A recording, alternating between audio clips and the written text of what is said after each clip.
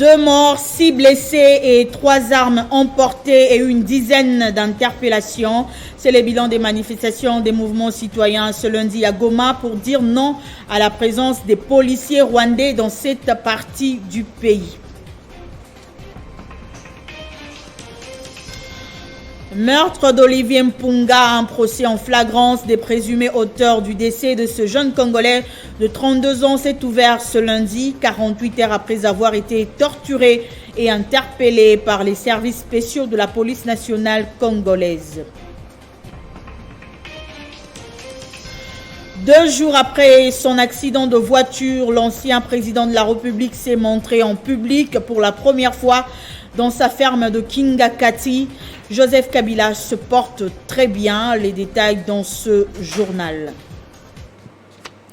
Bienvenue à tous sur Télé 50. Je l'annonçais au sommaire. 2 jours après son accident de voiture, l'ancien président de la République s'est montré en public pour la première fois. Joseph Kabila se porte très bien, a rassuré sa cellule de communication. Le Raïs a reçu ce lundi une délégation de journalistes et ses proches dans sa ferme donc de Kingakati, parmi lesquels le DG de Télé 50, Jean-Marie Kassamba.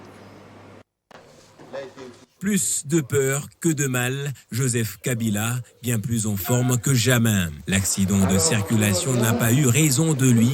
L'ancien président de la République a repris ses activités normalement, comme en témoignent les images tournées ce lundi dans sa ferme de Kingakati, en compagnie du président de l'UNPC et patron de Télé 50, Jean-Marie Kassamba.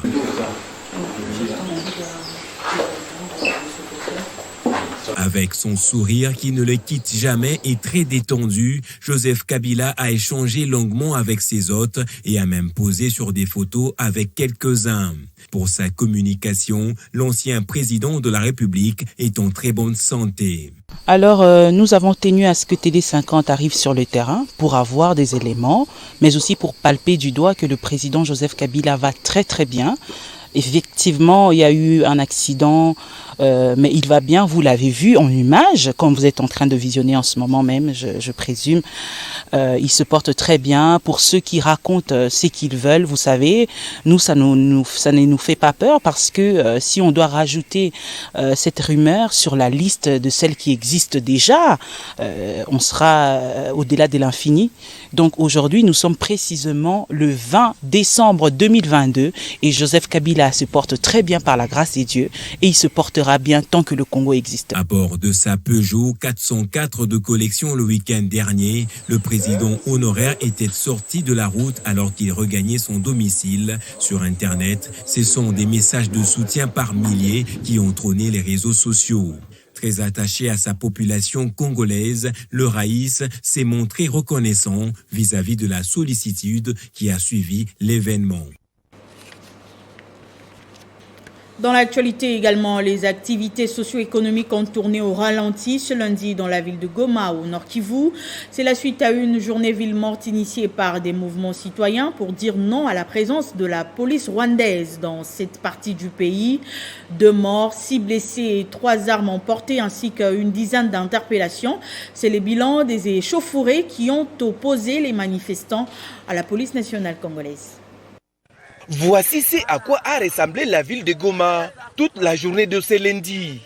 Route barricadée par des pierres, des pneus brûlés sur la chaussée. Voilà la conséquence de la journée ville morte initiée par les mouvements citoyens pour dire non à l'entrée sur le sol congolais de la police étrangère et plus précisément la police rwandaise à Goma. Cette journée ville morte s'est transformée en manifestation de colère. La police a fait usage de balles réelles et gaz lacrymogènes pour disperser les manifestants. Le bilan dressé par la police est lourd. Des policiers et civils blessés et des morts enregistrés. Pour éviter qu'un petit groupe prenne nos compatriotes tous en otage, que nos compatriotes marchent selon le vœu de ce petit groupe de dictateurs, nous avons déployé nos policiers, comme vous le savez, depuis 5 h du matin, sur tous les axes, pour pouvoir laisser les bons citoyens vaquer à l'œuvre d'occupation. Fantastiquement, depuis cette heure-là, 30 minutes après le déploiement des policiers, nos compatriotes qui ont appelé à la ville morte se sont lancés sur les policiers. Au cours d'un point de presse animé le même lundi à Goma sur cette situation, le porte-parole du gouverneur militaire du Nord Kivu dénonce l'usage des armes par les manifestants. Puisqu'il y a aussi 3 armes de guerre qui ont été emportées, alors ce sont des actes qui ne resteront jamais impunis pendant cette période de l'état de siège. Tous ceux qui empêcheront le bon déroulement des activités, tous ceux qui seront surpris en train de troubler l'ordre des choses en cette période de l'état de siège où toutes les manifestations de quelque nature que ce soit sont strictement interdites, subiront la rigueur de la loi. Même si on ne vous a pas travaillé aujourd'hui, et je m'adresse là à Lucha et à Viranda Muchanga, on vous aura. Rappelons que jusque-là, aucune présence d'une police étrangère n'est encore signalée à Goma, précise le gouvernement provincial. Meurtre d'Olivier Mpunga, un procès en flagrance des présumés auteurs du décès de ce jeune Congolais de 32 ans s'est ouvert ce lundi, 48 heures après avoir été torturé et interpellé par les services spéciaux de la police nationale congolaise. La justice veut voir clair sur les circonstances de la mort d'Olivier Mpunga.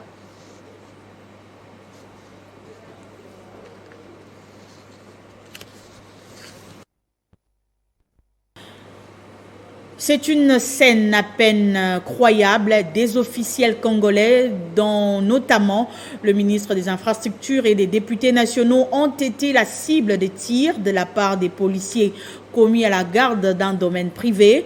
La délégation était en visite d'inspection du vaste programme présidentiel Tshilé-Gelou. Le gouvernement a condamné cet acte et a annoncé des mesures contre les auteurs de cet acte. Nous avons commencé à visiter les chantiers qui se trouvent au niveau de Tchangou pour descendre à Moamba, ensuite faire la Funa et pour clôturer dans le district de Lukunga.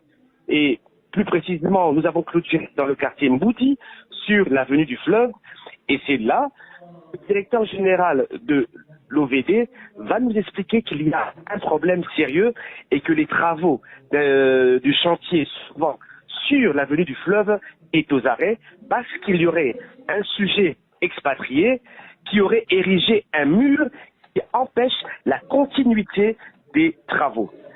Nous étions à l'extérieur de la concession, donc sur la voie publique avec le ministre des Infrastructures. Mais malheureusement, nous avons vu surgir des policiers provenant de la concession pointer leurs armes sur la délégation composée du ministre et de 5 députés nationaux. Mais je vous le dis que nous sommes choqués, nous sommes outrés par ce qui s'est passé.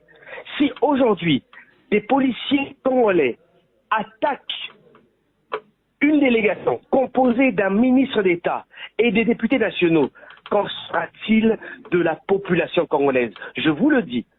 Pendant l'interview, les policiers ont commencé à tirer à balles réelles. Plus de 40 balles réelles ont été tirées. Il y a un député national, l'honorable Ogi Kalonji, qui a été atteint au niveau du genou. Il y a plusieurs blessés. Donc, je peux vous dire que je suis choqué. Ce que nous demandons aujourd'hui, c'est que les personnes qui ont intimé l'ordre aux policiers, ils doivent être arrêtés. On nous a dit qu'un lieutenant avait donné l'autorisation pour tirer. Je ne crois pas que ce soit un lieutenant. C'est une autorité policière qui a donné l'autorisation pour que ces policiers puissent nous attaquer. Donc, encore une fois de plus, nous sommes choqués par ce qui s'est passé. Reprise de travaux du barrage de la chute Katende dans la province du Kasaï central. Le ministre de l'Énergie hydraulique et électricité, Olivier Mwenze Mukaleng, séjourne dans cette partie du pays. À la tête d'une forte délégation, le ministre de l'Énergie a visité la chute Katende en vue d'une éventuelle reprise de travaux de ce barrage, selon la vision du chef de l'État Félix Tshisekedi. C'est par la ville de Kananga que le ministre des Ressources hydrauliques et électricité, Olivier Mwenze Mukaleng, a foulé le sol de la province du Kasaï central. Nous sommes ici dans le cadre d'une visite d'état des lieux sur le site où se construit la centrale de Katende. Son Excellence, Monsieur le Président de la République, Excellence Félix Antoine Tshisekedi Tshilombo, il tient à cœur à cette province, non seulement cette province, mais toute la province du Grand Kasaï. Et donc sont inscrits dans, est inscrit dans le programme du gouvernement la construction et la finalisation de la centrale de Katende. Aussitôt arrivé, le ministre des Ressources hydrauliques et électricité, Olivier Mwenze Moukaleng, ainsi que toute sa délégation, ont pris la direction du barrage de la chute Katende à plus ou moins 100 km du chef-lieu de cette province. Son cortège est stoppé à la mission catholique Bunkonde. Olivier Mwenze Moukaleng a été ovationné par la population qui voit par cette visite de travail une lueur d'espoir pour la reprise effective des travaux de construction du barrage de Katende après 5 années d'arrêt.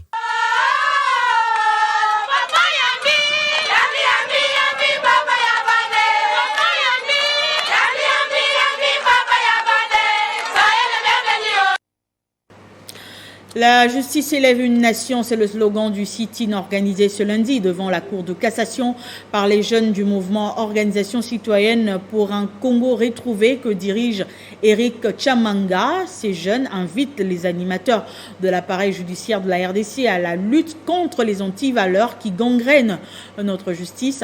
À la fin de la manifestation, un mémo a été déposé à la Cour de cassation. Regardez. Ils se sont mobilisés, hommes et femmes du mouvement Organisation citoyenne pour un Congo retrouvé que dirige Eric Chamanga avec un slogan sur leur t-shirt « La justice élève une nation » pour interpeller les animateurs de la justice congolaise. Ils sont venus interpeller les animateurs de l'appareil judiciaire de la RDC en faveur d'une justice équitable où tous les Congolais sont égaux devant les lois du pays. Pour exiger une justice sociale équitable pour tous.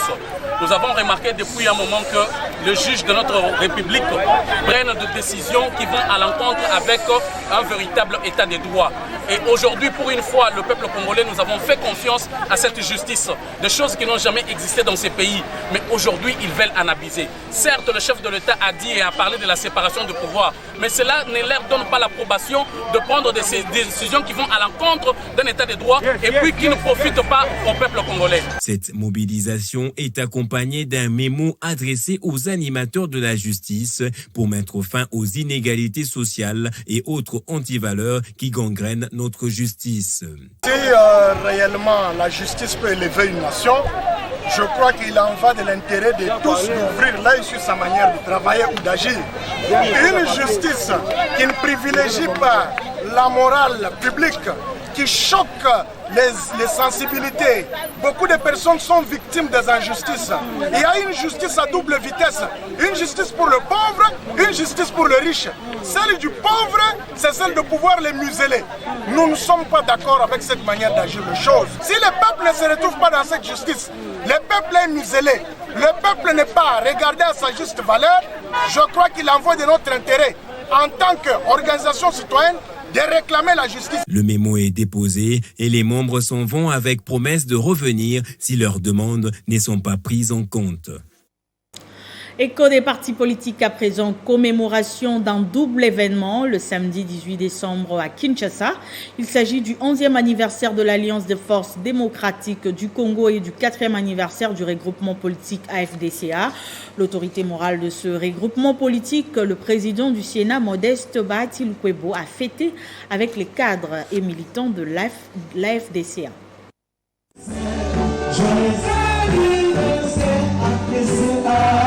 À Kinshasa, où une grande activité devrait être organisée, cette commémoration a été célébrée de manière décentralisée à cause de la 4e vague de Covid-19. Chaque fédération et structure spécialisée de ce méga regroupement a commémoré ce double anniversaire dans le respect des mesures barrières. Prenant la parole pour la circonstance, la présidente nationale AI, Jacqueline Rumbukazang, a indiqué que l'AFDC célèbre à ce jour sa renaissance après les tumultes connus il y a 2 années passées. La présidente intérimaire de l'AFDC a appelé les uns et aux autres à affûter les armes pour quintupler les membres de l'UFDCA. Au cours de cette cérémonie, l'autorité morale Modeste Bahati Lukwebo a demandé aux cadres et militants de se mettre déjà au travail de la mobilisation pour faire élire l'actuel chef de l'État aux élections prochaines de 2023. Nous nous sommes assignés des objectifs nobles, notamment celui de travailler et de toujours travailler pour l'amélioration des conditions de vie de nos populations.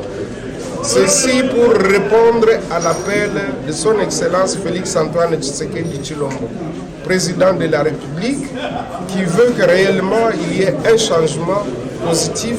Voilà pourquoi nous l'avons choisi, nous, AFDC et Alliés, comme notre candidat à la présidentielle de 2023, parce qu'il nous a convaincus, surtout depuis qu'il avait décidé au stade des martyrs de mettre ce pays entre les mains de Dieu. À noter que ce double événement a été célébré à travers les 26 provinces de la République démocratique du Congo et à l'étranger, où l'FDCA est implanté.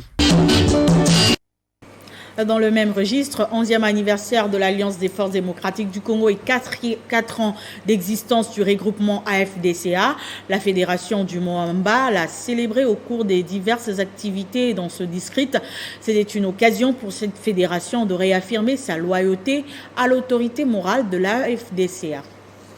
Tout a commencé par un carnaval motorisé allant du siège de la fédération situé sur l'avenue Bypass, en passant par la place de l'Échangeur, le boulevard Lumumba, jusqu'à la 4e rue résidentielle à l'église Bethsaïda.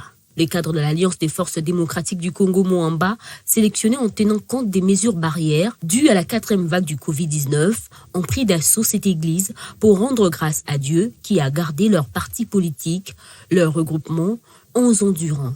L'évêque Dodo Kamba, absent du pays, c'est le pasteur Guy Nyamaseko qui a exhorté les poulains du professeur Bahati Lukwebo sur l'unité, la loyauté et les pardons. Au sortir de ce culte d'action de grâce, Guy Richard Malongo dit TGV, président fédéral de l'AFDC Moamba, a donné les bien fondés de ce culte. On ne veut pas commencer la première année, après les 10 ans, sans commencer par les très hauts. Juste après, les cadres de l'AFDC Moamba ont regagné le siège de leur fédération où un mot de soutien au président de la République et à l'autorité morale a été lu. Nos vives félicitations à notre autorité morale, le vénérable honorable sénateur professeur Bahati Lukwebo, pour sa perspicacité dans les combats menés et gagnés à l'encontre du dédoublement de l'AFDC et de l'AFDCA. C'est ici l'occasion de remercier de tout cœur les présidents de la République, chefs de l'État, pour la reconnaissance de notre poids politique en nous confiant la direction des lignes des plus grandes institutions politiques de la République, à savoir le Sénat. La journée s'est clôturée sous une ambiance festive autour d'un verre et gâteau d'anniversaire. Même ambiance au Congo central où le président fédéral de l'AFDCA, Glory Panzou, a indiqué que ces regroupements politiques ont le mérite d'avoir un leader fin politicien. C'est une célébration hors pair qu'organise le fédéral du Congo central avec à sa tête Glory Panzou. L'événement n'est pas du tout passé inaperçu. Une grande commémoration a été organisée et a réuni au Congo central tous les sympathisants, militants et cadres de l'une des plus grandes forces politiques en RDC. C'était une occasion pour le président fédéral Glory Panzou de rendre hommage aux visionnaires et autorités morales de la plateforme politique Modeste Bahati Lukwebo pour son leadership et pour l'esprit managérial qui le caractérise. Plusieurs étapes ont ponctué cet événement, dont notamment la lecture de l'historique du parti et de la plateforme par le vice-président fédéral. L'animation a été tenue par l'artiste musicien Coco Sombo. Historiquement, c'est le 12 septembre 2010 qu'a été créée l'Alliance des forces démocratiques du Congo, avant sa sortie officielle quelques mois plus tard, soit le 12 décembre. Ces événements se sont organisés concomitamment dans plusieurs autres localités et territoires du Congo central, à savoir à Mwanda, à Lukula, à Tchela, Kimpese, Lukala et à Mbanzangungu. D'un parti à un autre, au PPRD, le secrétariat exécutif provincial du Haut-Lomami a réitéré son attachement indéfectible au président national et autorité morale du FCC, Joseph Kabila. C'était à l'issue d'un mini-congrès organisé à Kamina. La salle Sainte-Thérèse a servi de cadre à ces assises, au cours desquelles nombreuses thématiques ont été abordées par différents orateurs, dont le rôle du mini-sommet, la vie du parti, la position du président national, dans le but de redynamiser le parti pour la reconquête du pouvoir en 2023. Du 17 au 19 décembre, en présence d'invités du Front commun pour le Congo, le secrétaire national Moubaville de Kinshasa a remercié la Fédération du Haut-Lomami, sous la conduite du professeur Mouenzemi, pour cette organisation, une première dans l'histoire du Parti du Peuple pour la Reconstruction et la Démocratie en province. Les militants du Parti du Peuple pour la Reconstruction et la Démocratie présents à cette cérémonie ont posé plusieurs questions auxquelles les orateurs ont répondu clairement avant la remise des brevets. Une déclaration politique a sanctionné cette activité. Nous, membres de différentes structures du PPRD Haut-Lomami, réunis en mini-congrès, considérant les enjeux politiques de l'heure, vu le vagabondage politique de certains de nos camarades, ayant suivi avec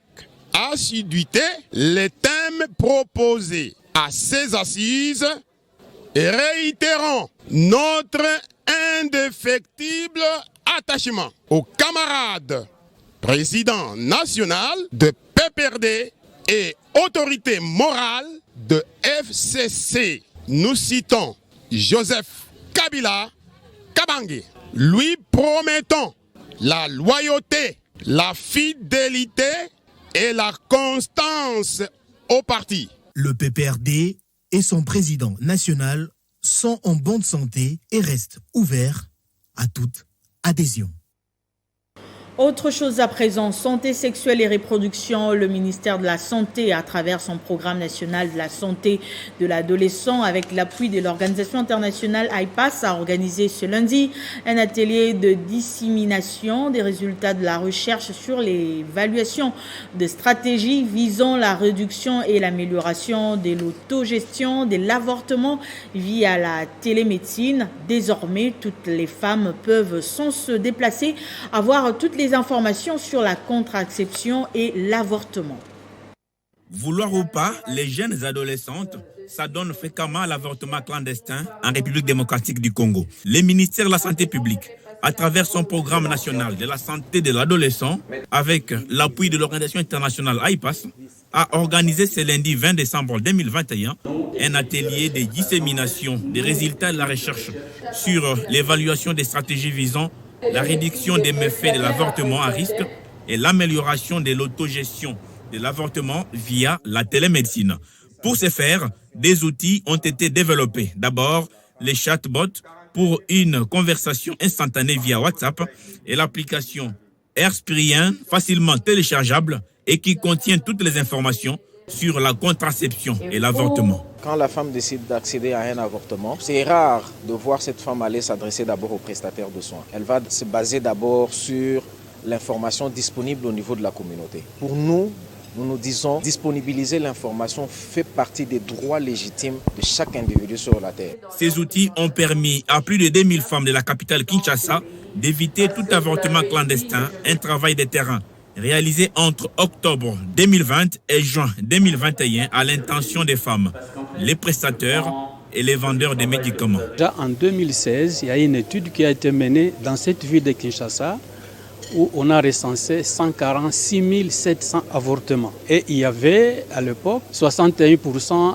des grossesses n'étaient pas planifiées. Et sur les 61% des grossesses non planifiées, la moitié se sont terminées par des avortements. Or, les avortements, la majorité pour les jeunes filles, sont des avortements qui ne sont pas sécurisés. Pour l'ONG IPAS, les femmes de demain doivent être formées aujourd'hui. Le monde tire profit de la révolution technologique, la santé sexuelle et de reproduction aussi, et surtout en cette période de Covid-19. Et puis contribuer à travers les initiatives de développement de la ville de Kalemi dans la province du Tanganyika. C'est l'un des objectifs de l'association Les Kalemiards dont la sortie officielle est intervenue le week-end dernier à Kinshasa. Les ressortissants de la ville de Kalemi dans le Tanganyika, vivant dans la capitale, Kinshasa, ont désormais leur association dénommée Les Kalemiards. Ils se sont réunis pour la sortie officielle de cette association. Occasion pour le président de Kalemiards, Albert Kisimba, de rappeler le but de cette structure qui regroupe tous les ressortissants du Kalemi sans distinction des tribus. Nous avons finalement eu les papiers qui nous permettent de fonctionner comme association socioculturelle en République démocratique du Congo. Donc il nous fallait organiser la manifestation pour informer le public et le cosmos socioculturel du Congo qu'il y a une nouvelle association qui est dénommée les Kalemiards. L'association regorge tous ceux qui sont passés par Kalemi, tous ceux qui vivent à Kalemi. Hormis les faits d'appuyer les initiatives de développement de la ville de Kalemi, l'association socioculturelle, le Kalemiard, milite aussi pour affermir les liens et consolider l'unité entre filles et fils de Kalemi, présents dans la capitale de la République démocratique du Congo, d'où l'appel à l'adhésion. Tous ceux qui sont passés par Kalemi peuvent adhérer. Nos objectifs, c'est d'abord l'unité de Kalemiard, le développement de Kalemi et par ricochet, le développement du Tanganyika et aussi le développement des membres qui constituent le Kalemiard. Cette initiative du comité que dirige Albert Kisimba a été saluée par tous pour marquer d'un cachet spécial cette cérémonie. À boire et à manger était au rendez-vous, sans oublier le pas de danse au rythme de la musique du terroir. On passe au sport pour finir. L'OC Mungano, l'un des clubs phares du football de l'Est du pays, a reçu le week-end dernier les équipements et matériels sportifs lui offerts par la Fondation Trésor Moutiki ASBL.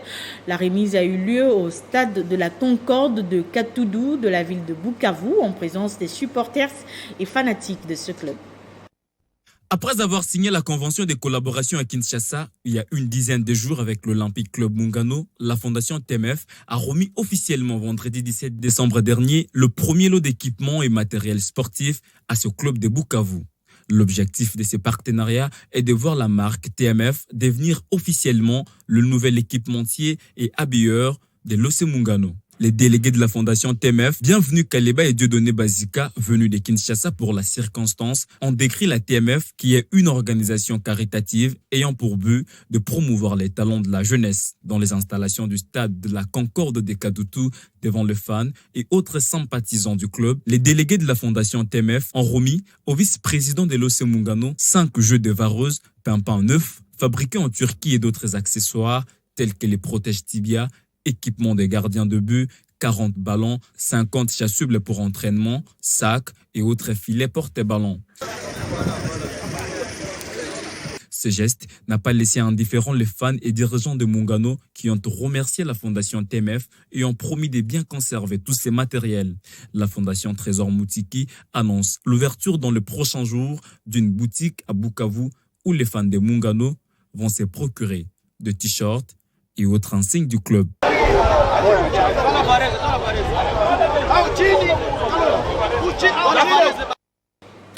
Ce journal est terminé. Place au rappel de titre. 2 morts, 6 blessés et 3 armes emportées et une dizaine d'interpellations. C'est le bilan des manifestations des mouvements citoyens ce lundi à Goma pour dire non à la présence des policiers rwandais dans cette partie du pays. Meurtre d'Olivier Mpunga, un procès en flagrance des présumés auteurs du décès de ce jeune Congolais de 32 ans s'est ouvert ce lundi, 48 heures après avoir été torturé et interpellé par les services spéciaux de la police nationale congolaise. 2 jours après son accident de voiture, l'ancien président de la République s'est montré en public pour la première fois. Joseph Kabila se porte très bien. Le Raïs a reçu dans l'avant-midi de ce lundi dans sa ferme de Kingakati une délégation des journalistes et ses proches, parmi lesquels le patron de Télé 50, Jean-Marie Kassamba. Merci de nous avoir suivis. L'info est en continu au www.tele50.cd.